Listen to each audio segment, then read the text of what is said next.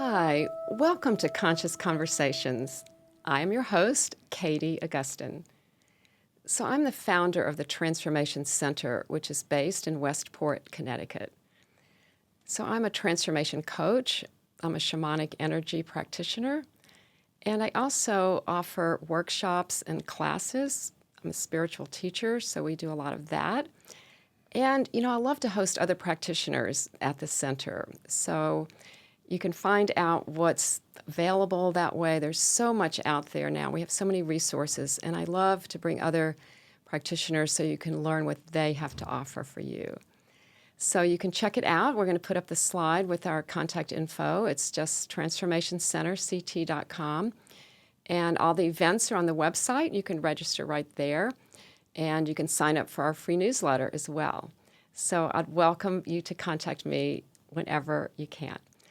So I'm very excited about the Conscious Conversation show and what that can bring to you, because you can meet my guest and find out, about their journey and also what they have to offer for you on your journey. So tonight, I'm excited. My guest is Gregg Kirk. Welcome to the show, Gregg. Thank you. I almost said Gerg.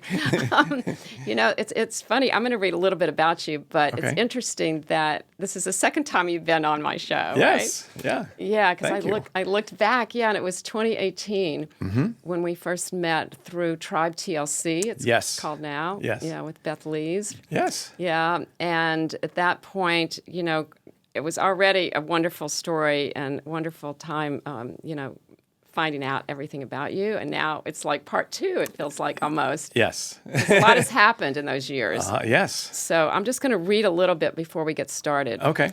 Because I love this from your website. Okay. This is what you say.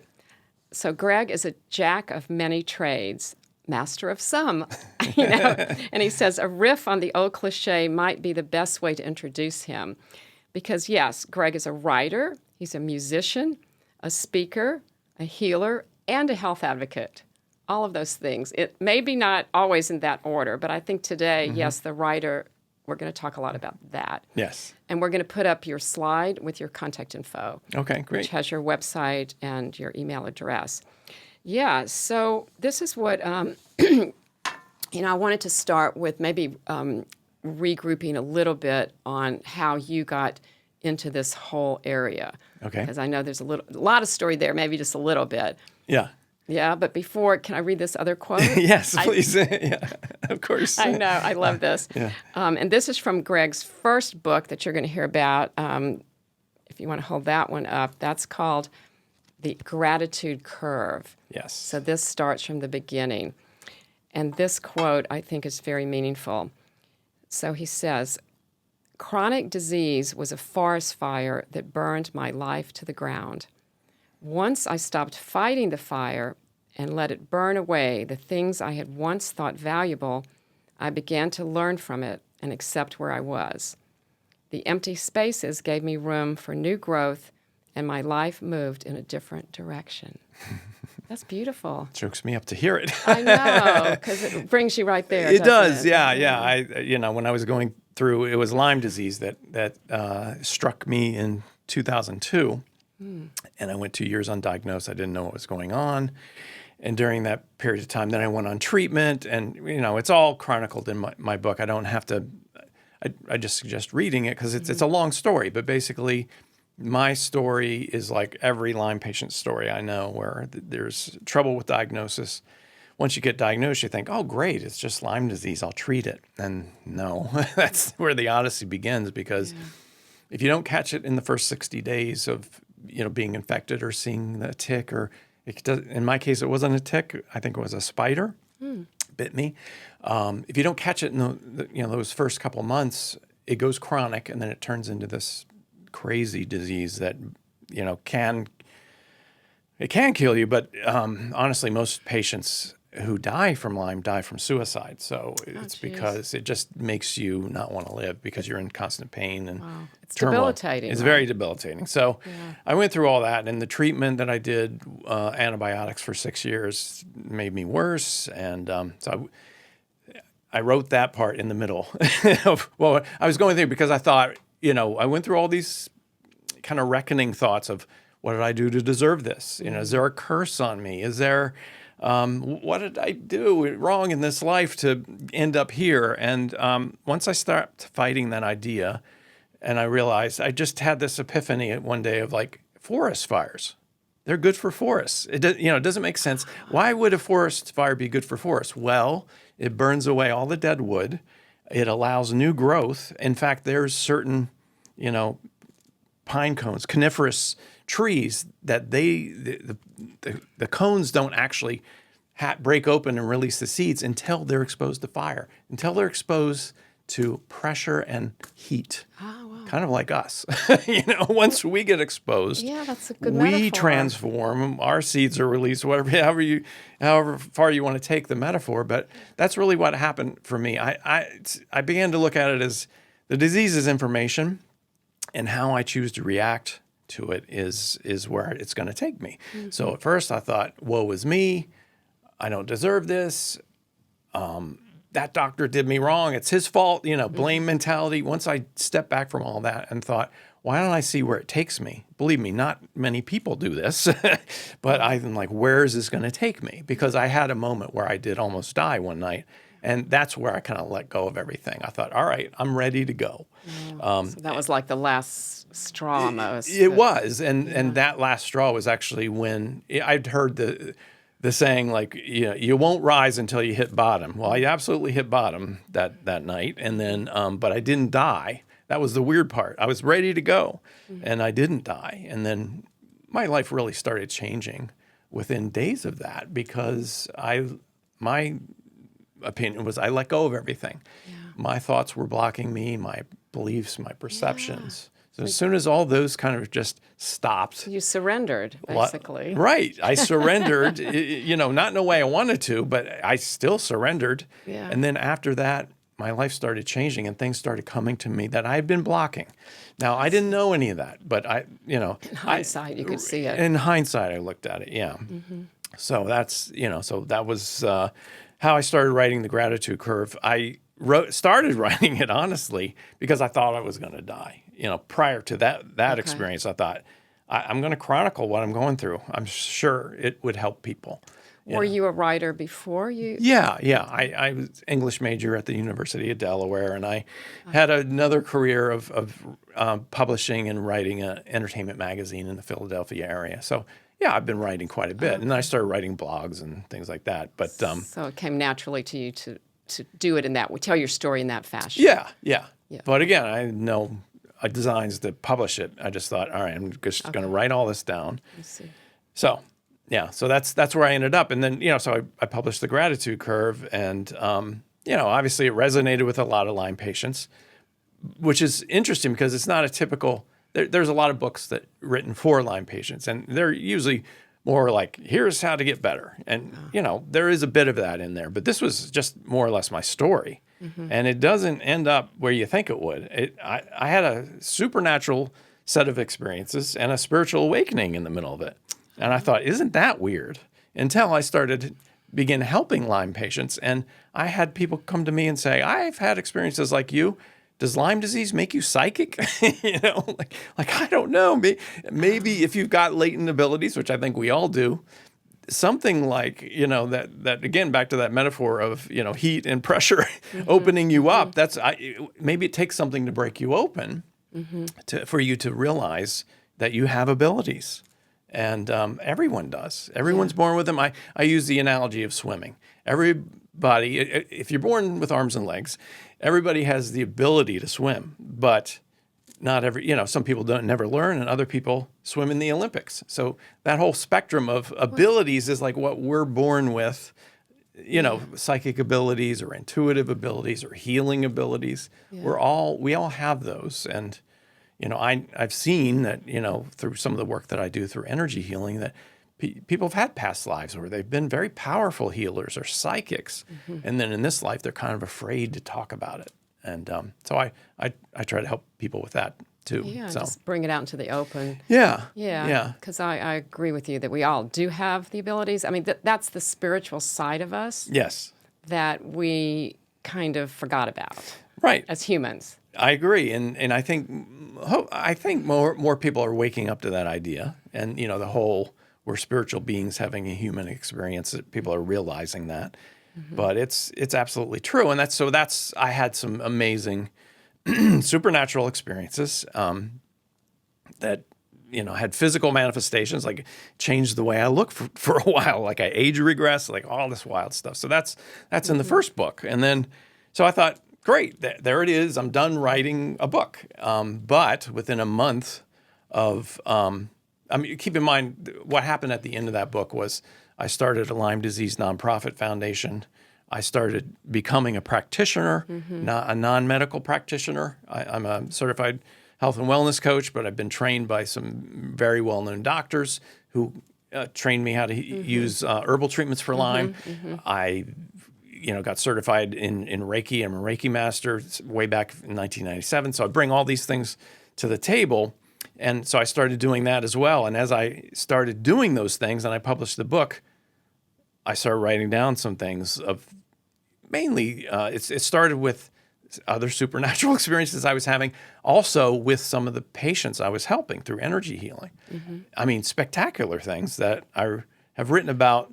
If you're okay with me holding it up, the second book. Absolutely, because you just published a second book. Right, Yeah. so this second book is Your Love Will Make the Difference, and that I published in September of 2025. So like within a month of publishing that book, I experienced the death of my mother-in-law, which I didn't think was going to become a fun experience or even a transformative one. But That was after the first book?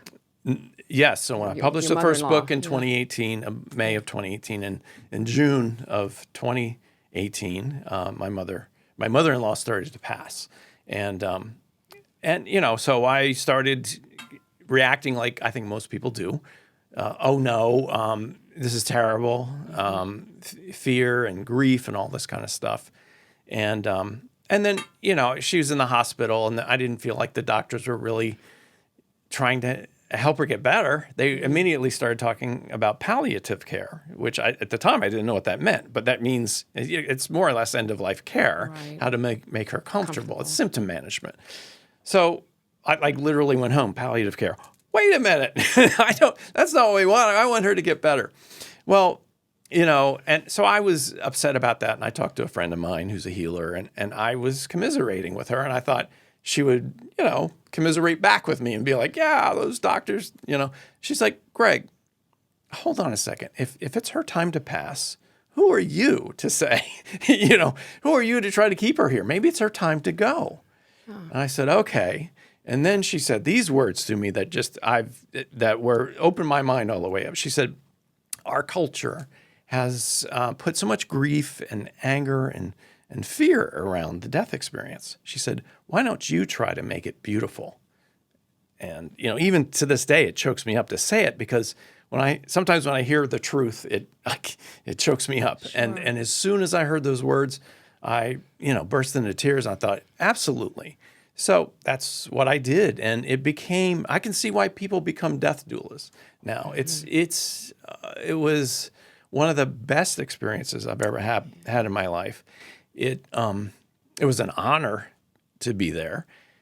And it's like, like I was saying to you earlier, it's like a birth, it's like helping usher someone instead of into the world, out into, Or back home. Back home, exactly. That's that a way. better way of putting it. Yes. Yeah. Helping them back home. So, wow, that happened. And then I had supernatural experiences in the hospital where I got bowled over by a wave of energy that came in front of all the relatives who were there. While your mother-in-law was in the hospital? Yeah. I was at the foot of her bed and I felt this wave of energy overcome me.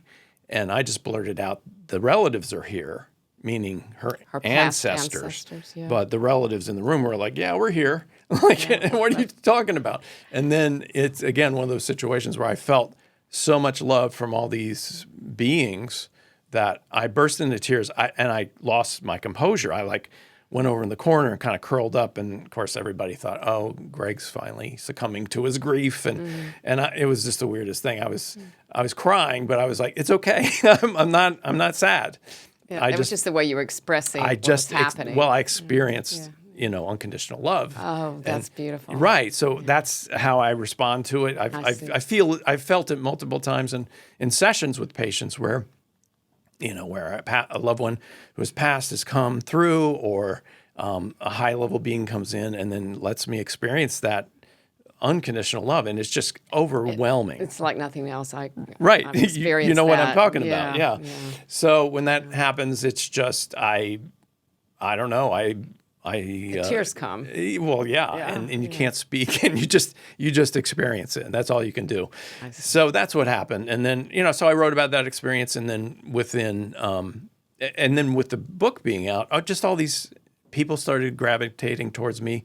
I met different people, and it became an amazing experience just through the publishing of the book. And then I started doing gatherings. I thought, all right, excuse me, let me do some group gatherings online. So during the pandemic, I had started to do these group healing circles, and then pandemic occurred.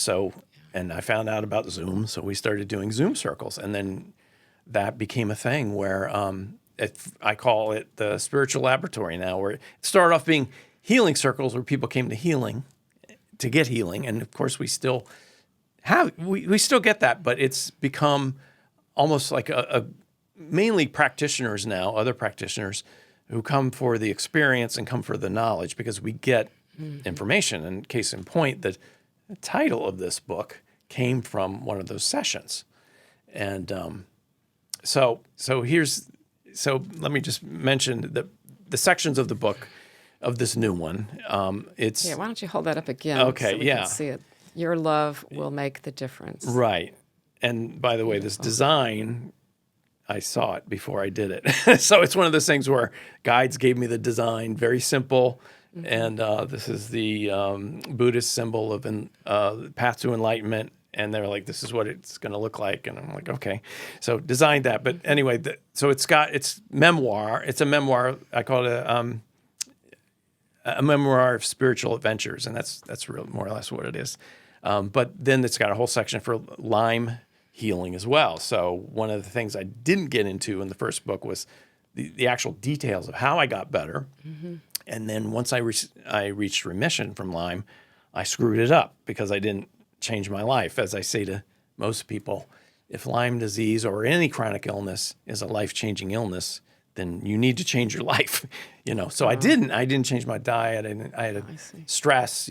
So I go into the details about that, and then how to maintain the remission. So there's that. So 4 chapters on Lyme, multiple chapters on these spiritual adventures, and then the final several chapters are about messages from the guides that we've received in these healing circles, and that's so. We'll talk about the love part of it, because I think that's really the key to it, isn't it? It is. You and I have talked about this before, and I love you said something to me like through the messages. Doesn't it always end up something about love? I think is more or less what you said. I'm paraphrasing you, and it's true. Yeah, because we are love. So yes, exactly, and it's the irresistible force in the universe. It's a power. It's a healing agent. It's a knowledge agent. I mean, and it's our life force too. So anyway, so several years ago, there's always something going on, either in the world news and politics and so forth, that upsets people. So there was, and as there is now, but this happened about 2 or 3 years ago, where new wars started and some social events happened that got people upset in our group, and they said, ask the guides, what's our role in a chaotic world? Which I thought was a beautiful question. Great question. Right. So, because the guides had heard us talk about, well, should we go protest, or should we, should we become politicians? What should we do? What should we, what's our role? How can we help? Yeah, because so many people were watching the news and getting upset. Yes. And so the guides said, before they said this one line, they said, listen, how does that make you feel watching the news? And, everybody was like, well, it's upsetting and it makes us angry or feel helpless or divisive. It makes us not like other people who don't believe what we believe. And they said, okay, keep in mind that in the world, there's always a balance. So while there's war and devastation and hunger and pestilence and all that stuff happening in one part of the world, there's the opposite of it happening in the world at the same time. So they said, you have a choice. Which one do you want to focus on? And some people in the group said, well, I feel like if I don't focus on the bad stuff, then I'm uninformed. And they said, no, you're giving power to the bad stuff by your focus and your attention. And if you take your focus off, I know it doesn't feel like the right thing to do, but if you focus on beautiful things, they said this, tend to your own garden, tend to your personal energy, because if you're losing energy watching these things, pay attention to that. Pull your energy back, pull your attention back to yourself, because within you, the kingdom of heaven is within you. Love is within you. Let that stuff rise up and let that become your power, your saving grace, your healing energy, whatever. And then they're like, there's really not a lot of action that you need to take other than the most seemingly mundane small acts of kindness. They basically said, you smiling at somebody in line at Walgreens, you letting somebody cut you off in traffic, you not flipping the other guy off who has cut you off in traffic. Doing that, at least be neutral, or if not, send them love from your heart. They basically said, this is how, once you do this, and they use these words, this is how you start the revolution of love. They said, this is what you want. You want the revolution of love, right? And we were all like, yes, of course. So they said, this is it. These are the ingredients. So tend to your own garden and start. Then they said, never miss an opportunity to teach, experience, or give love. So that's it. Those are the ingredients that are all laid out in the book. And then they give other information like the 4 main lessons of life, and that we come here to learn, and stuff I'm not smart enough to think of this stuff. Well, it has nothing to do with being smart, right? It's that we're not conditioned to think of it. Yeah. We're conditioned to think that by paying attention to what's going on that's upsetting, right, is what we're supposed to be doing, right? Because that's what we're taught. We're very observational beings as humans. We feel like we need to get in the middle and fix things, yes, and that our actions will make it better. And almost every circumstance, it's the opposite. Right. We're geared towards looking outside of us, like you said, and wanting to help by fixing or something. Right. Whereas what you're saying is we focus on our inner light and our inner being, just like you and I do in the work that we do. Yes. But everyone can do this, like you said, the acts of kindness. Yeah. And say the thing about the love again. Never miss an opportunity to teach, give, or receive love. Yeah. Never miss an opportunity to teach, give or receive love. Yeah. Sometimes it's you receiving love. So don't always feel like you're the broadcaster of love, like, oh, my love is going to, although they did say, so I'll tell you about the title in a minute, but sometimes you receiving love from someone is an act of love. That's another act of love. Yeah. Because people do want to give love and want to make a difference. And if you're blocking it somehow, you're not allowing them to fulfill their mission. That's the way I look at it. Exactly. And it also goes into the realm of help. So I'm trained to be a helper in a lot of ways, but sometimes, people like me who are helpers, when we need help, we tend to not, we're not very good at receiving it. And so I've learned about that. For sure. And the guides have taught me about that. They're like, Gregg, listen, when you receive help, that creates a karmic unwinding between you and the person giving you help. It's helping them. Exactly. Right, as well as you, of course. But so my mind has been just opened up and turned upside down by the experiences that I've had and the information I've gotten just through osmosis. At first, it's funny because everything that I have been closed to, like crystals. I don't care about crystals. They can't do anything. No, I use crystals. I feel them buzzing in my hands sometimes through healing things. Essential oils, things like that. All these things I thought, no, none of this, makes a difference, right? Right. But, It does. It does. And there's so much available to us, and I'm so happy that you're sharing all of this. Right. Thank you. Before we wrap up, tell us about the title, because I know that's important as well. Okay, so this happened just recently. I was in the middle of a session with the group, and I said to the guys, listen, we know what to do now with the chaotic world and all that, and giving and receiving love. And I asked her, is there anything else? Is there any practical thing that we could do? And they just said this. They said, your love will make the difference. And I was like, okay, I get it. And then I'm like, wait a minute.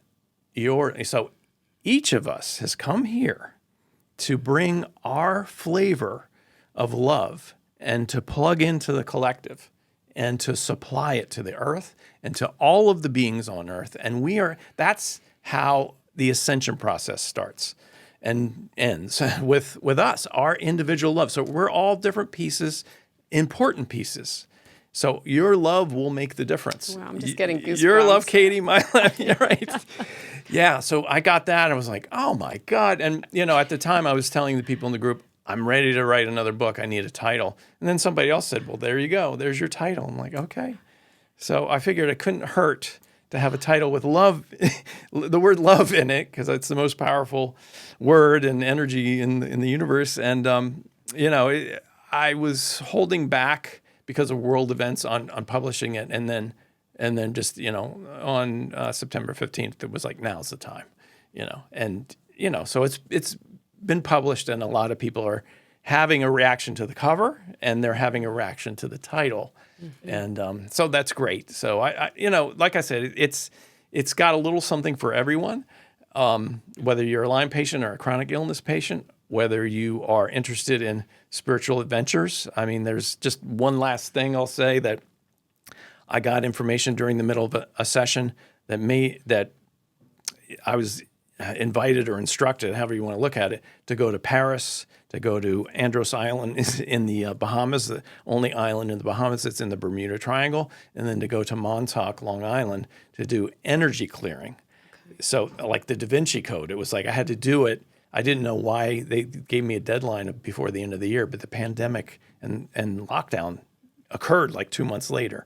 So it was this race to go to different points in the world when our house had been flooded. We were living in a hotel. It's crazy. It was a crazy time, but so there's that. If you enjoy those kinds of stories, you'll like that as well. Well, thank you so much for being here. We are going to have to wrap up. Okay, awesome. I know we could talk all day, I think. I got a big mouth. Yeah. Well, maybe we can stick up your slide one more time on the screen with your contact info. Okay. Because I think that people can just go to your website and access, like buying the book or if they want to, or contacting you. Exactly. Yeah. Well, thanks again for being Thank here. You, and thank you to our audience for being here today for Conscious Conversations. We love you, and thank you to Verso Studios for hosting us at the Westport Library. Namaste.